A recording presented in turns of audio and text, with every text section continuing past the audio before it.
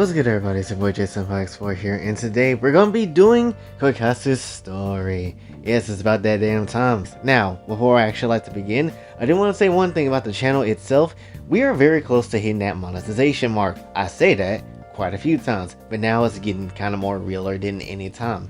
So when it comes down to things, I would honestly assume or take a guess that we could probably hit this before the year ends, most likely, considering that, you know, we hit 3,000 this year at watch hours as well as where it currently is. So I'm going to take a guess that maybe by the time July kind of rolls around, or August even, it will be close or pretty much that time to get that monetization. Let's just hope YouTube doesn't screw me over in a weird ass way. So, it's something doesn't go wrong and, try to screw me out of monetization for some reason, because I don't have time for that. And the other thing that makes me kind of worried about it a little bit is the fact that I'm probably going to get demonetized, which let's just hope it doesn't hit for every single video if that's the case, it would be nice if that doesn't be the case, but again, we'll see, so it's a little bit worrying, but it is what it is. And that's why I still have Patreon up and stuff like that, even though I don't know what the hell to upload there sometimes. But when it comes down to things, so if you do want to become a Patreon member, please do. I would highly recommend that you do, because again, something could happen where it's like, oh, you're not getting, you're not going to get the pay from YouTube, which is some nonsense. I better get paid, and it better still be green.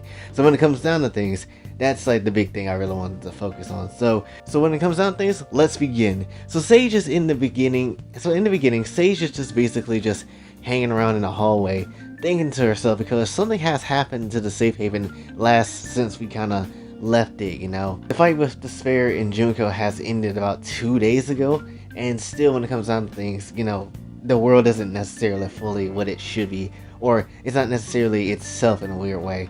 So when it comes down to things, Sage is like, a new space? How is that even? I need to tell Master immediately. And so when she's thinking about that and trying to head over to Jay, in the infirmary, Blue was asleep because obviously, if you remember, she did, bring back Kaede, and she wasn't necessarily all the way put together again. So, she was pretty out of it. So when it comes down to things, she starts to wake up, and Jay's just like, finally, you're awake. And so Blue's just like, Jay? How long? And so Jay was just like, you was out for like 2 whole days. I guess reviving the dead took more out of you than we thought. And so Blue was just kind of sitting back up and just like, huh. And so Jay was just like, listen, I appreciate what you've done to bring Kaede back, but promise me you'll never do something like that ever again. And so Blue nods in agreement with obviously how tired the hell she is. So Jay just like, as long as you understand, that's what matters. And then Blue ends up asking Jay for an opinion on something. And so she just like, Blue dreamt and you were there and it made Blue wet. So Blue just like, please make Blue's dream come true. And so Jay just like, Blue, you just woke up and your body is stiff. You really think I would immediately have sex with someone in this condition? And so Sage comes through the door and she's just like, Master, there's something unusual about the safe haven. A new area has appeared and... oh. And so she just basically see Jay and Blue just going at it with each other, because of course Jay can't keep his hands off of no damn body. If some woman is in his world and he's summoned them there and it's going to be a good time and he feels it, he's going to pound. There is no discussion, no debate. It is what it is. That please. Anyway, Sage is just like, I guess I'll tell him after. Master, please satisfy my body as well. And I'm like, Sage too? Oh, I feel both of y'all hoes up. And so Blue isn't just happy in this entire moment, mainly because she's just getting banged by the person that she loved the most. So yeah, starting out the episode with a nice smashing scene.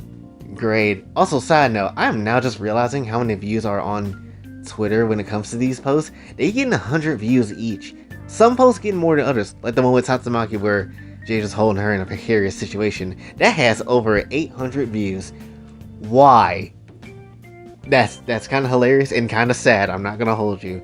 Anyway, we go on to the next act, and when it comes down to things, Sage basically tells Jay what place is kind of invading the safe haven and what's kind of happening. And essentially, once Sage kind of tells Jay that, Jay just like, Yaso Inaba! And so Sage just like, please don't be excited about this. But yes, that's the place that randomly appeared in this world. But why? Is this despair or something else? And so Jay just still excited. He's just like, but still, Yaso Inaba! And so Sage just like, Master, please calm yourself. And so Jay just like, anyway, how would a place like that be here? I only summon people. And so Sage just like, well, there is a possibility that this world is accepting universal essence by itself. Remember when Blue brought Kade back, and Aoki brought Blue back? The world was shivering but held itself together. Because I was in this world's systems, I fought to keep this place intact so despair didn't destroy it again. Just a possibility. But perhaps the world is sick and is somehow using the essence to repair itself? Or maybe the essence is leaking somewhere to bring new places. I'm not completely sure, but the problem must be fixed soon. Otherwise, I fear this entire safe haven will be changed or corrupted. And I'm just like, so what? We can send it back where it came from. And so Sage's just like, if you do, you won't be able to retrieve that place ever again. Despair made that clear.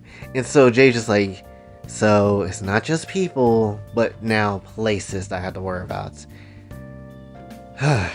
If we can save it, then let's try. No point in sending things back into my real world, only to never bring it back ever again. And so Sage just like, I wonder why a character needs to be reset once going back. So you mean to tell me I'm stuck here? And so Lamine was overhearing, obviously. And Jay was just like, I mean, you can, but you won't remember anything that happened here. There's no guarantee you can come back either. And so Lamine just like, then that's fine. And I'm just like, what? And so Lamine just like, my brother is still in Sabat, so I still need to find him. And so in the flashback, if you remember, which this is going to be a history lesson for you people, because I'm not necessarily going to lie, I kind of forgot about this. But when it comes down to things, if you remember, back in the High School DxD arc, Lamine and them said this, both of you are wrong. With how the multiverse is this why I can't find my brother? And I'm just like, have you not noticed the most crucial thing? I only brought women to the safe haven. I didn't bother with you guys. So, your brother should have still been in Sabat. And so Lamine's just like, I guess that's true. And so the flashback ends, and Sage just like, this is why you should have shared your knowledge, Master. And Lamine's just like, what?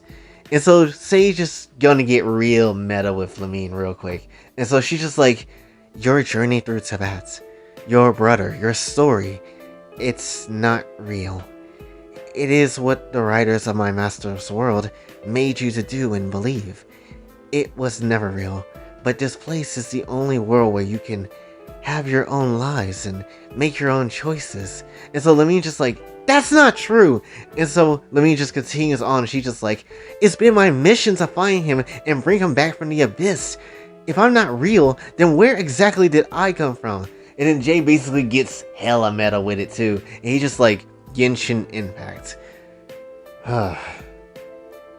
It's a game in my world.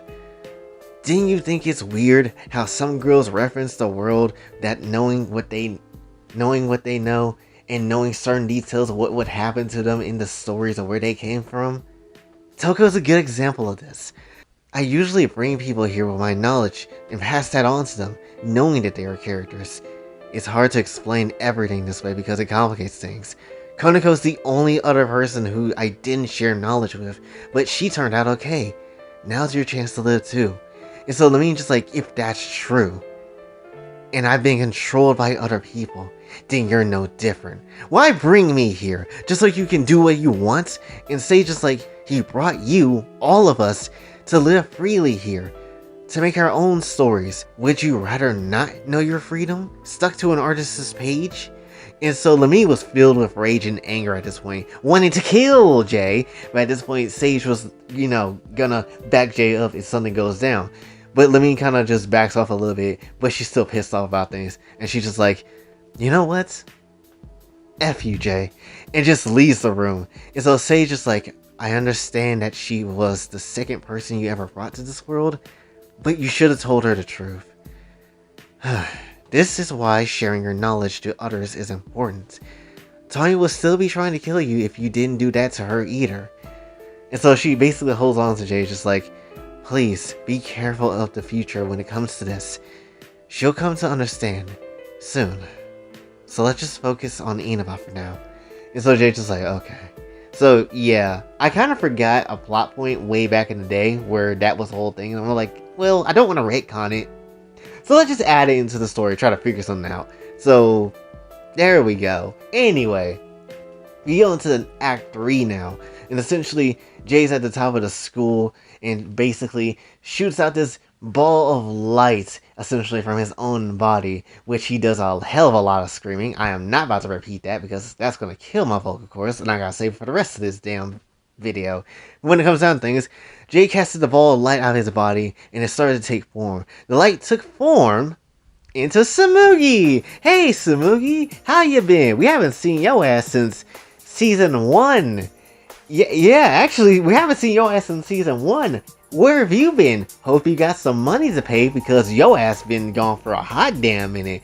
Anyway, when it comes down to things, Tsumugi's just like, finally, after so long, it feels good to have a body again. And so Jay just like, see? Using your powers isn't all that bad.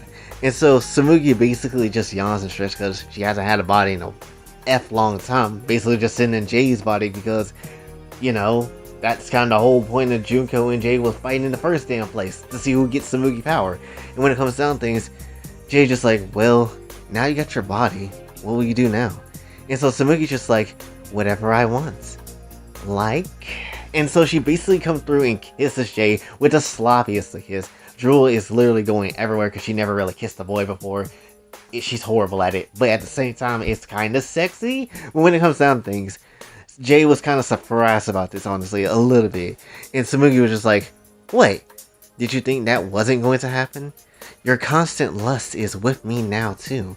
And so Jay just like, I mean, I'm not surprised, but like, I don't know how to explain it. And so Tsumugi's just like, you didn't like it? Was I that bad? And so Jay's just like, no, of course not. And so Tsumugi's just like, well, to be serious for a moment, apparently Sage said the world is accepting universal essence to fix itself. And I'm just like, yeah. And so Tsumugi just comes up with an idea of what she's thinking with her knowledge on the situation. She's just like, I believe the spirit has a hand in it. Perhaps it's taking the world's state now and bringing random things here. And so Jay's just like, but what will be the point of that? And so Tsumugi's just like, not sure, but with my powers, you'll be able to handle it. And if not, you can always purify the problem now. In any case, I use the universal essence too, and it never caused any problems or issues with me, so I wonder why it's not working with you. And I'm just like, well, the spirit was only a concept then when your reality, but now it's an entity. Maybe probably because I made this world and no human should be able to do that? And so Tsumugi's just like, then it begs the question, as to how long did the spirit know about you and this world? Could it have been watching even before I gave you your headaches? And I'm just like, that far, huh? So there's a lot of questions, honestly, with the spirit and how kind of things operate. Like, what's actually causing this entire reason why Yasuo Inabas couldn't, converted with this world as well. So there's a lot of questions to be had here. So basically, Tsumugi's just like, well, there's no use dwelling on it now. In fact, there's something else I must do. And Jay's just like, hmm? And so Tsumugi, being inside of Jay for as long as she has been, whips out them titties. And basically was just like, how about you give me some of that Foxian cock and show me what it can do? And I'm just like, really? And so Tsumugi's just like, you asked many women, and yet I've been craving it for a long time. So I'm not letting you leave until you are emptied. And I'm just like, fine. I guess I can take this as a parting gift when I go to Inaba. And so, yeah, they basically banged on the rooftop. Of course they did! Jay just getting a lot of action this episode. Anyway, they go into the next act of Act 4, and they finally reach Yasuo Inaba, with Jay and Koneko being there by themselves.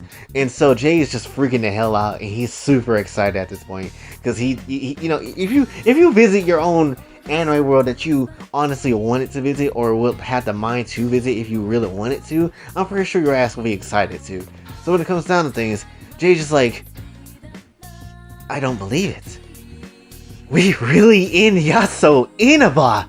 And so Koneko just like, looks like Noah's been home in months. And I'm like, look! The calendar! From the game that you can save from! This is so cool! And so Koneko just like, it's just a calendar, Jay. She kind of shrugs about it too. And Koneko just basically walks around, kind of looks around, see what's kind of going through.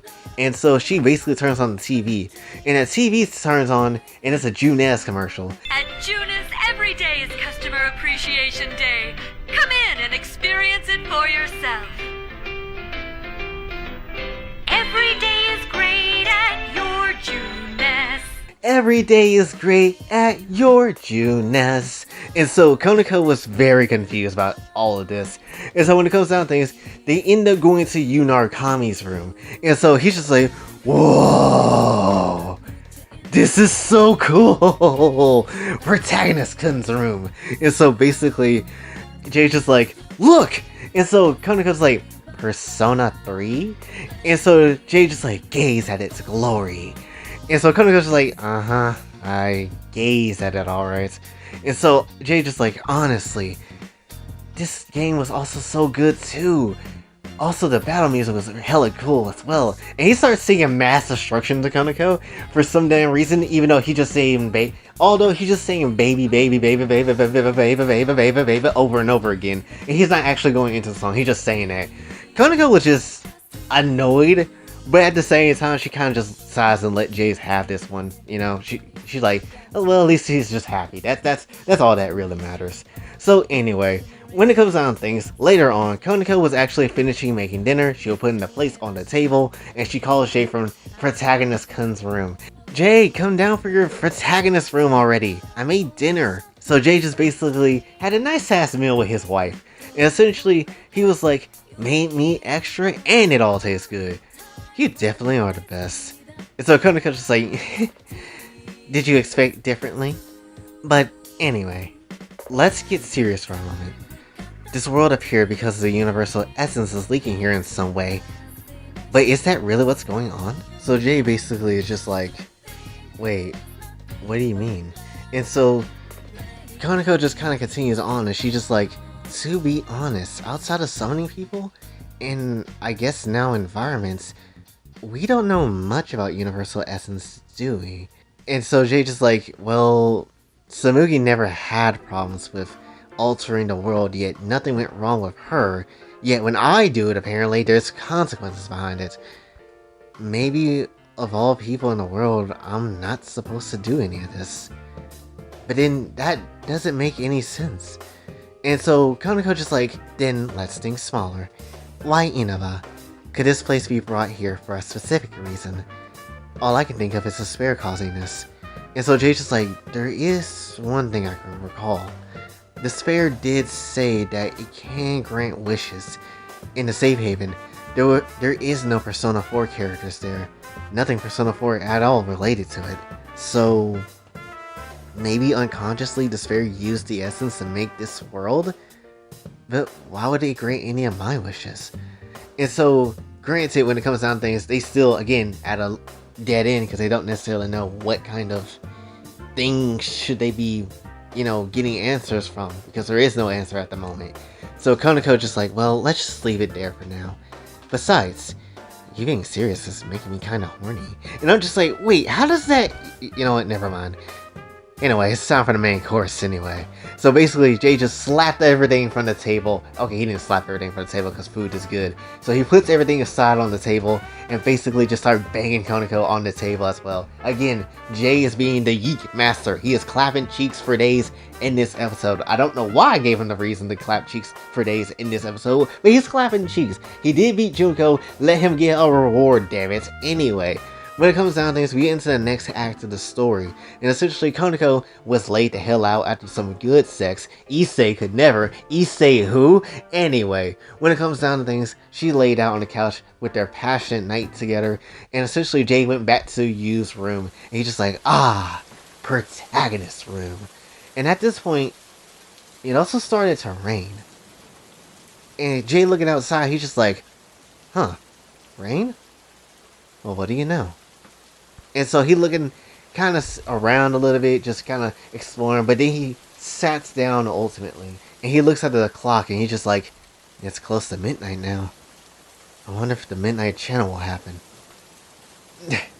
Calm down. No, that's impossible. The midnight channel can't happen here. Besides, who the hell will pop up anyway? So Jay kind of morbidly is kind of curious about the midnight channel. He doesn't want it to happen, obviously, but at the same time, he's like, I kind of hope it does in a weird way. So when it comes down to things, he's like, it's almost midnight now. And so he just patiently sits there and his mind is racing and his body was ready. No way. And so static filled the room and a voice was coming through, but it was extremely muffled. And essentially, Jay was like, wait, someone's actually on screen? I can't make it out who it is. And so the voice is like, me. It's like, wait, and Jay's like, what? And so the voice keep going in and out with the sentences, and you can't necessarily understand exactly everything that's saying. So it's keep going, just like, about self. I'm just like, what is she saying? And so clearly on the screen, at the moment he couldn't tell, but when the screen kind of blows up in picture of what the girl kind of looks like in the face area, Jay can absolutely tell who the hell this is now. And it's actually Symphony Bohart. Remember her? It's her time. So when it comes down to things, Jay's just like, Symphony? And so Symphony just like, you understand how much you to. And so the midnight channel basically cuts out with her just making noises and saying partial words. And so when it comes down to things, Jay just like said a lot, yet I don't understand it at all. No, wait, that's not important.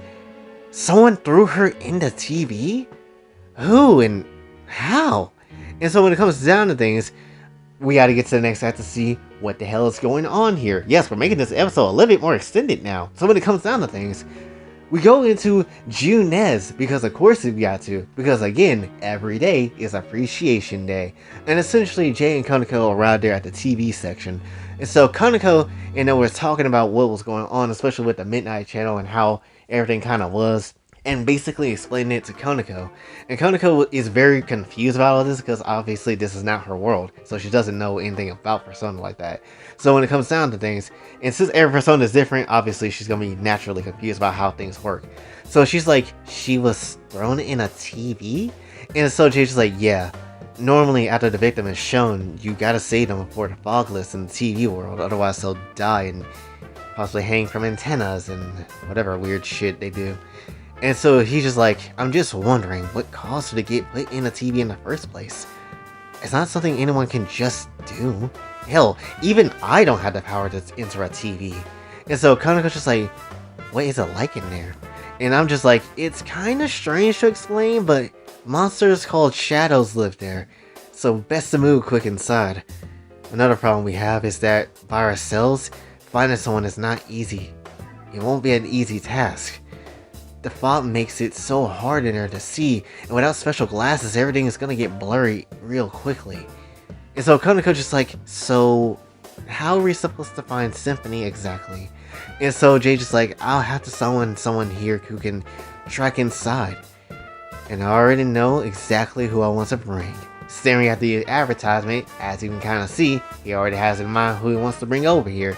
You know, it's a spoiler alert, it's not damn Teddy, it's not. It's not Teddy, it's not that boy. When it comes down to things, he basically gets back up and essentially Konako's just like, huh? Now that I think about it, I never seen you summon someone before. Is it hard? And so Jay's just like, not really? It's actually easy, actually. all I need to do is concentrate on what they look like, their personality, and boom. Once all that's locked down, all I have to do is say their name. So Jay just basically kind of focuses on what he needs to do, and he ends up saying the name Rize Kuchikawa. And so in an instant, without any hesitation, Rize was brought into existence. And so Konako was just like, huh, that's simple. She looks high maintenance. And so, damn, Konako. And so she's like, kinda? So Jay's just like, kinda? But not really? I don't know, it's kind of hard to explain. So when it comes down to it, Konako's just like, well, I guess it'll take a minute to explain everything to her. And so Jay's just like, no need. If I share my knowledge with her before she comes to, she'll know about her existence, this world, and the situation. Not exactly telepathy, but it's kinda close. At least this way there won't be any problems. And so basically Jay starts transferring his mind, what he basically knows about Persona 4 to Rize, about the whole world and the story and the plot lines and the characters and the fact that it's a fictional game and it's an anime and all this sort of stuff too. Transfer all that knowledge into Rize. This is why, he should have kind of did this with Lamine, and so Lamine would have been tripping so damn hard, but unfortunately that wasn't the case. But when it comes down to things, after transferring all that knowledge into Rize, she starts waking up, and Rize was just like, where? And so she started noticing her surroundings, and she's just like, Juness? No. This place feels off for some reason. But I also understand what's going on, but still feel shaky. And I'm just like, how are you feeling? And so Rize just like, I feel normal, I guess?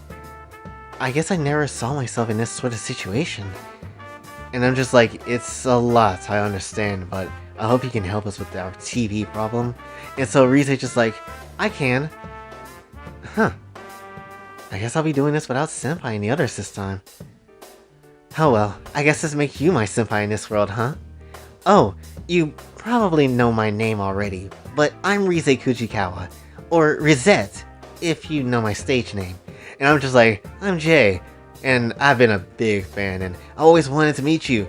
Now I can say that your measurements don't lie either. And so when it comes down to it, he trying to smooth out Rize, but Konako ain't having this shit, so she basically punched the shit out of Jay's arm. And he's just like, ah! And so Konako just like, Konako Tojo, look, you gonna help us with this TV or what? Konako just like, hell out no one. Granted, I understand. So when it comes down to things, Rize goes onto the TV and start making a portal to open. And so she's like, this is your first time, so please be careful. I wonder if shadows exist in this reality now. And then Rize just like, alright everyone, let's save this girl and come back home. And Jay and Konako both nod, and they all go inside the TV world.